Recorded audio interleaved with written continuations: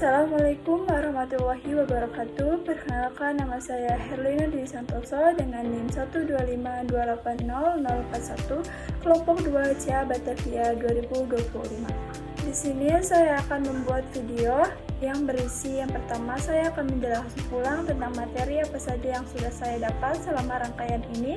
Yang kedua, saya akan menyebutkan siapa ketum dan sekjennya dari awal hingga akhir. Dan yang ketiga, saya akan menyebutkan nama tim kaderisasi. Yang keempat, saya akan menjelaskan apa saja yang saya telah dapat setelah wawancara BPH dan rekan angkatan saya. Dan yang terakhir atau yang kelima itu, saya akan menjelaskan apa saja yang saya dapat selama mentoring dengan mentor saya dan kelompok saya. Pada minggu pertama, saya mendapatkan materi tentang sejarah UKM Batavia. UKM Batavia sendiri adalah UKM yang mendalami tentang kebudayaan Betawi dan didirikan pada tanggal 19 September 2019. Visi dari UKM Batavia adalah sebagai wadah mahasiswa atau mahasiswi Jabodetabek maupun luar dan berlandaskan tentang kebudayaan Betawi. Dan selanjutnya adalah filosofi logo dari UKM Batavia. Yang pertama ada logo Monas, itu mempresentasikan sebagai monumen nasional yang ada di Jakarta. Lalu siluet kata Jakarta menggambarkan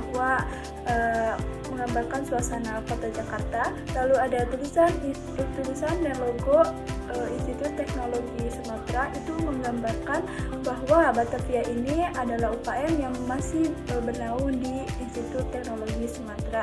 Dan lalu ada tulisan Batavia yang dimana itu adalah nama dari UKM ini, dan ada warna hitam putih yang mempresentasikan bahwa UKM Batavia ini bersifat netral. Selanjutnya adalah departemen yang ada di UKM Batavia ini. UKM Batavia ini terdiri dari 4 departemen dan masing-masing departemen itu memiliki 2 divisi. Yang pertama ada departemen PSDA, memiliki divisi yang pertama seni budaya dan kaderisasi. Lalu ada departemen eksternal, memiliki divisi humas dan penmas. Lalu ada departemen Medkominfo, itu memiliki divisi PDD dan desain kreatif. Lalu ada departemen internal yang memiliki divisi inventaris dan harmonisasi. Lalu selain mendapatkan materi tentang sejarah UKM Batavia, pada minggu rangkaian pertama ini kami juga mendapatkan tentang apa itu organisasi atau pengertian dari organisasi sendiri. Organisasi adalah wadah sekumpulan orang yang bekerja sama untuk mencapai tujuan yang sama.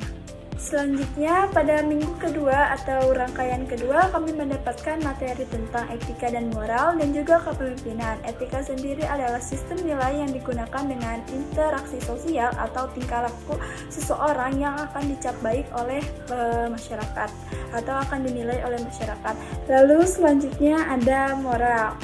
Moral adalah ajaran tentang sesuatu, apa yang diperbolehkan dan apa yang tidak diperbolehkan dalam berperilaku, atau bisa disebut dengan simpelnya ini adalah moral itu adalah pedoman atau pegangan seseorang atau manusia untuk berperilaku baik.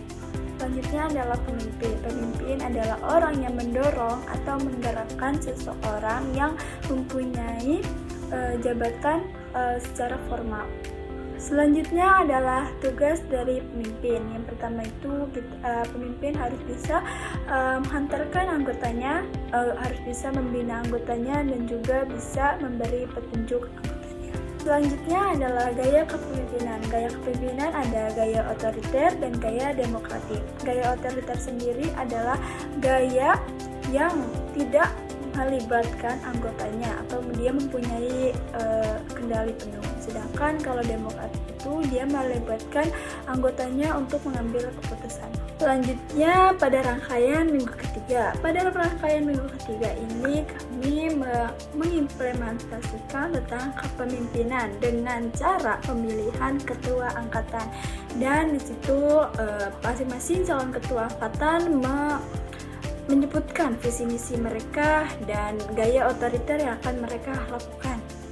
Lalu dan yang kepilih menjadi ketua angkatan adalah Ibrahim Cahyanegara yang sekarang wakilnya itu adalah Raditya Akhilansyah. Selanjutnya adalah rangkaian keempat atau minggu keempat. Di sini kami rangkaian tidak di dalam ruangan, kami rangkaian lapangan, dan di sini kami mengimplementasikan tentang apa saja materi yang sudah kita dapat, yaitu seperti sejarah UKM Batavia, terus organisasi, kepemimpinan, etika dan moral. Di sini kami mengimplementasikannya dengan cara membuat kelompok, lalu kita datangi pos to pos. Jadi pada bisa ada pos yang berisikan tentang etika moral, ada pos berisi tentang sejarah UKM, ada pos yang tentang kepemimpinan, dan ada pos tentang organisasi. Lalu di sini juga kami sekaligus penyempatan ID card dan selayar. Selanjutnya adalah pada rangkaian kelima. Nah, pada rangkaian kelima ini kami mendapatkan materi tentang kuliner khas Betawi. Kuliner sendiri adalah segala sesuatu yang berhubungan tentang memasak, mengolah, dan menikmati makanan atau minuman. Kuliner sendiri berasal dari kata kulinari atau dari bahasa Inggris yang artinya tentang berhubungan dengan memasak. Selanjutnya adalah pengertian dari kuliner Betawi. Kuliner Betawi berarti makanan atau masakan khas tradisional Betawi atau penduduk asli kota Jakarta. Nah, makanan khas Betawi ini gabungan dari beberapa budaya, yaitu budaya Arab, Melayu, Jawa, Tionghoa, Belanda, dan India. Oke, selanjutnya adalah ciri khas dari makanan Betawi. Ciri khas makanan Betawi itu ada beberapa. Yang pertama itu biasanya rasanya gurih, manis, dan kaya akan rempah. Lalu biasanya makanan khas Betawi ini menggunakan bahan-bahan lokal. Dan yang ketiga itu biasanya makanan khas Betawi itu dimasak dengan cara dibakar, digoreng, atau dimasak dengan santan. Nah, selanjutnya apa saja sih contoh dari makanan khas Betawi? Contoh dari makanan khas Betawi itu ada beberapa. Yang pertama itu ada roti buaya, ada kerak telur, soto Betawi, bir peletok, dan yang terakhir itu ada nasi ulam. Selanjutnya adalah pada rangkaian ke-6. Pada rangkaian ke-6 ini kami mendapatkan materi tentang BPH. BPH sendiri adalah struktur inti dalam organisasi atau dalam UKM Batavia ITERA yang tugasnya adalah sebagai pusat koordinasi atau pengendalian arah kebijakan. Selanjutnya adalah peran utama BPH. Peran utama BPH itu ada beberapa. Yang pertama yaitu sebagai kepemimpinan dan organisasi. Yang kedua ada manajemen administrasi dan keuangan. Dan yang terakhir itu ada sebagai penguatan identitas atau keprofesionalisme. Selanjutnya adalah BPH itu terdiri dari apa saja? Nah, BPH itu terdiri yang pertama dari Ketua Umum, Sekretaris Jenderal, Sekretaris Umum, Bendahara Umum, Sekretaris 1, dan Bendahara 1. Nah, di dalam bendahara itu, kalau dari sepengetahuan saya, mohon maaf bila salah, itu ada cabang lagi yang namanya itu bidang kewirausahaan. Nah, lalu BPH inti juga terdiri dari Departemen PFDA, Departemen Eksternal, Departemen Internal, dan yang terakhir itu ada Departemen Netkominfo. Oke, selanjutnya ada pengertian dari Ketua Umum. Ketua Umum adalah sebagai pemimpin atau koordinator umum dalam pelaksanaan, dan peran atau tanggung jawabnya dari Ketua Umum itu adalah memimpin rapat dan mewakili UKM Batavia bila ada suatu acara. Oke, selanjutnya pada materi ke-7 atau minggu ke-7 ini kami mendapatkan materi tentang Abang None, cerita rakyat, dan lenong. Abang None sendiri adalah merupakan konteks pencarian duta pariwisata dari kota Jakarta yang diadakan sejak 1968. Dan Abang None ini juga ada di suatu UKM Batavia ini yang akan menjadi duta atau sebagai maskot dari UKM Batavia ini sendiri. Nah, tugas dari Abang None yang ada di UKM Batavia ini adalah sebagai maskot nanti. Nah, contohnya itu apa sih sebagai maskot? Itu sebagai waktu acara di JUI PPLK kemarin. Untuk dapat menjadi Abang None sendiri itu kita harus memiliki kriteria. Ada beberapa kriterianya, yaitu yang pertama adalah memiliki bersifat yang sopan dan santun, memiliki wawasan tentang Batavia dan Betawi, dapat menjaga nama baik Batavia, memiliki public speaking yang bagus, dan tak berani tampil di depan umum. Selanjutnya adalah cerita rakyat. Apa sih cerita rakyat itu? Cerita rakyat adalah cerita dari cerita-cerita tradisional yang berkembang di kalangan masyarakat Betawi. Materi terakhir dalam minggu ke-7 ini adalah Lenong. Lenong sendiri adalah teater tradisional masyarakat Betawi yang menampilkan cerita lucu, kritik sosial, dan kisah kepahlawanan dalam bentuk dialog. Nah, Lenong sendiri itu dibagi menjadi dua, yaitu Lenong Bangsawan dan Lenong Preman. Selanjutnya adalah pada minggu ke-8 atau pada rangkaian ke-8. Pada rangkaian ke-8 ini kami juga tidak di dalam ruangan, kami di luar ruangan atau kami rangkaian di lapangan. Nah, pada rangkaian ini itu adalah kami mengimplementasikan tentang Abang None, cerita rakyat, dan Lenong. Oke, selanjutnya adalah pada rangkaian ke-9 atau minggu ke-9 ini kami mendapatkan materi tentang seni budaya. Seni budaya sendiri itu ada dua, yaitu seni tari dan palang pintu. Nah, tari sendiri memiliki arti atau pengertian yang berarti adalah ekspresi jiwa seseorang yang ditumpahkan dalam gerakan yang berirama. Lalu sedangkan palang pintu sendiri adalah seni yang memadukan antara silat dan pantun yang biasa ditampilkan pada acara pernikahan. Seni tari tradisional Betawi itu ada banyak, yaitu yang pertama ada tari topeng Betawi, tari yapong, tari coket, tari ondel-ondel, tari lengan nyanyi, dan tari nandak anting. Selanjutnya ada beberapa arti pakaian dipakai oleh penari Betawi, yaitu kostum dari penari Betawi ini biasanya menggunakan warna cerah seperti kuning, merah, hijau yang melambangkan atau yang mengartikan tentang semangat atau keceriaan masyarakat Betawi. Lalu itu ada konde dan sanggul. Lalu ada kebaya Betawi. Nah, kebaya Betawi ini melambangkan kelembutan, dan sedangkan untuk laki-laki itu ada namanya baju sadaria. Baju sadaria ini melambangkan tentang kejantanan. Nah, pada palang pintu sendiri itu memiliki beberapa gerakan. Pertama itu ada silat. Silat itu gerakan yang menggambarkan keberanian. Lalu ada pantun. Pantun itu menggambarkan sebagai kecerdasan, dan menghalangi atau membuka jalan itu diartikan sebagai masalah hidup yang bisa diatur oleh pengantin. Selanjutnya adalah pada rangkaian ke-10 kami mendapatkan materi tentang persidangan dan musyawarah. Persidangan sendiri adalah suatu forum formal, suatu organisasi untuk menentukan keputusan, sedangkan musyawarah adalah penyampaian pendapat untuk mencapai mufakat. Nah, jenis sidang sendiri itu ada 3, yaitu sidang pleno, sidang komisi, dan sidang paripurna. Lalu di dalam sidang itu ada namanya presidium. Presidium itu adalah seseorang yang memimpin suatu acara persidangan. Nah, presidium sendiri itu ada 3, yaitu yang pertama itu sebagai pemimpin, sebagai notulen, dan sebagai moderator. Untuk menjadi presidium sendiri itu ada syaratnya. Yang pertama itu memiliki sifat kepemimpinan, memiliki pengetahuan, mampu menjaga emosi, dan peka terhadap situasi. Ada hak dan kewajiban dari peserta penuh dan peserta peninjau. Hak dari peserta penuh itu adalah mempunyai hak berbicara, hak bersuara, dan hak memilih dan dipilih.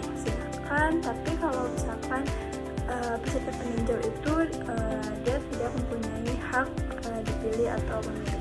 Nah, sedangkan kewajibannya itu adalah menaati tata tertib dan menjaga ketenangan. Jadi itu ada quorum. Quorum itu adalah kuota forum yang yang artinya itu peserta minimal suatu persidangan. Terus keputusan itu sah apabila mencapai quorum. Nah, quorum ini itu biasanya itu harus mencapai 2,5 dari peserta yang datang, 1/2/1 dari peserta yang datang. Ada juga beberapa istilah dari persidangan. Yang pertama itu ada lobbying, sourcing, deadlock, opsi, voting, terus juga ada interupsi. Nah, interupsi sendiri adalah suatu celaan untuk menyampaikan pendapat. Nah, interupsi ini ada beberapa macam, yang saya sebutkan hanya 3, yaitu interupsi point of order, interupsi point of view, dan interupsi point of clarification. Nah, dalam sidang juga itu terdapat beberapa ketukan. Yang pertama itu ada satu ketukan. Satu ketukan itu untuk menandakan pergantian presidium atau pengesahan suatu keputusan. Lalu ada 2 ketukan, itu biasanya sebagai pencabutan squashing.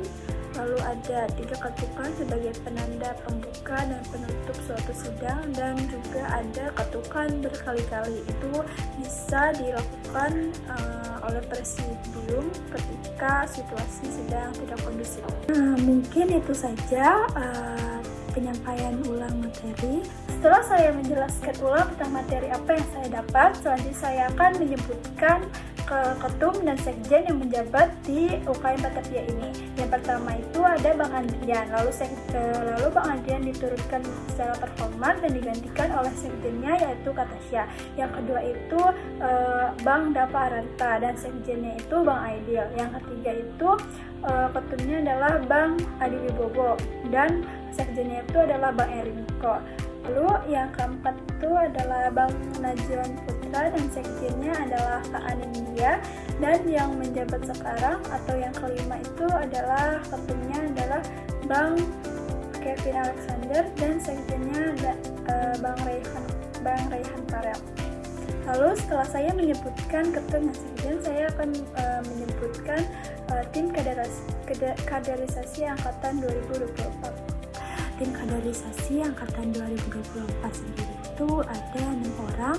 Yang pertama itu ada Bang Nurizal Ahmad Sobari, lalu ada Kak Tessa Nolika Malau, ada Kak Rizka Suci Fahriani, ada Bang Sahril Zakwan Fakih, ada Bang Kelvin Sugiwangsi, lalu terakhir itu ada Bang Titian Nathan Pradipto. Setelah saya menyebutkan nama dari tim kaderisasi 2024, saya akan menjelaskan apa saja sih yang sudah saya dapat selama wawancara dari BPH Inti dan dari angkatan saya sendiri.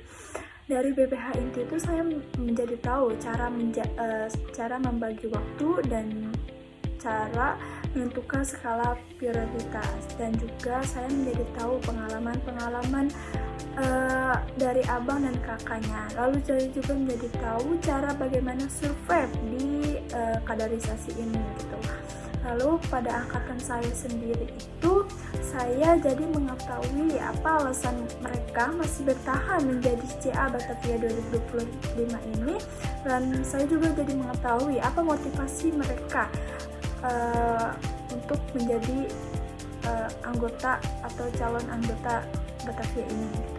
Lalu saya juga jadi mengetahui di mana tempat favorit mereka, karena pada pertanyaan saya itu saya selalu menanyakan di mana tempat favorit mereka, dan kebanyakan dari mereka itu mungkin tempat favoritnya adalah di kos masing-masing, karena ya saya sendiri tempat favorit saya adalah di kos. Dan selanjutnya ada mentoring. Yang saya dapat selama mentoring itu saya selalu berkeluh kesah, berkeluh kesah tentang apa yang terjadi, dan saya juga berbagi pengalaman dengan mentor saya, dan di sini mentor saya selalu menguatkan saya untuk terus bertahan menjadi CA Batavia ini, dan saya juga